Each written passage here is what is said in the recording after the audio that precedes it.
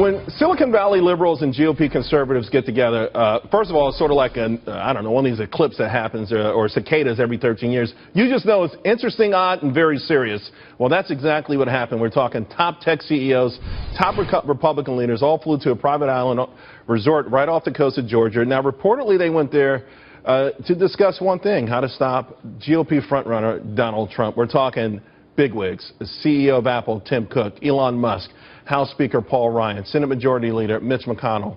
Those are just some of the names. Joining me now to discuss, Rich Lowry and Gina Loudon.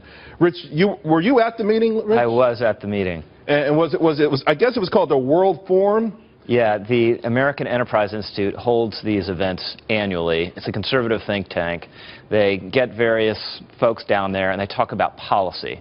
And that was overwhelmingly what was discussed. There wasn't a big conspiracy about Tim Cook is not interested in conspiring. But he's not a conservative, though. Right, but why would he be interested in Republican politics? He was there. I didn't go to his session. He would be worried about immigration policy. He would be worried about immigration visas. He'd be worried about quite a few things. I'm just telling you, this meeting was off the record. The sessions were not about how to bring down Donald Trump. I didn't go to the Tim Cook thing, but I guarantee you he was not talking about Donald Trump, given that he has a conflict with the FBI at the moment, as well as, leading one of the most interesting companies in the world. So this reporting about this meeting is grossly distorted. I don't know, Gina. I mean, you're from San Diego. You know a lot of these Silicon Valley folks. There's no doubt there's some anxiety out there, though, if there's a cap put on these kind of on this. And I'm not sure where Donald Trump stands on it, to be quite frank with you. But we know immigration is a big deal for this election.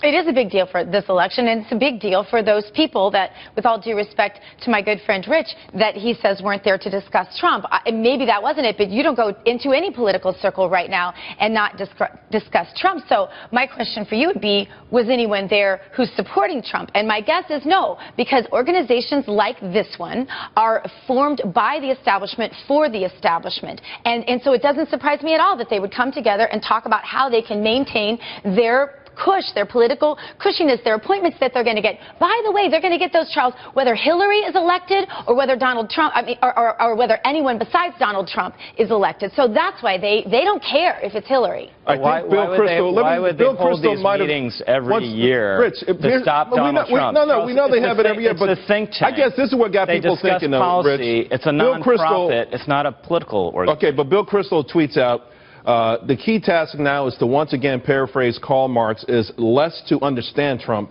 than to stop him. To Gina's point, there are a lot of vested interests here. There are a lot of people here who have already voiced their opposition to Donald Trump, Republicans and some of these business leaders, and including the publisher of New York Times. It does look very suspicious from the outside. Well, the reporting is completely wrong and the suspicions are wrong. But let me say, I love Bill Kristol. He's a friend of mine. I don't agree with that sentiment. I think we have to stop Trump, but we also have to understand him, and we also have to address his voters' concerns. But why do you have to stop Trump? Why don't the people get to stop Trump? That's the point. I don't get to vote except for once in New York.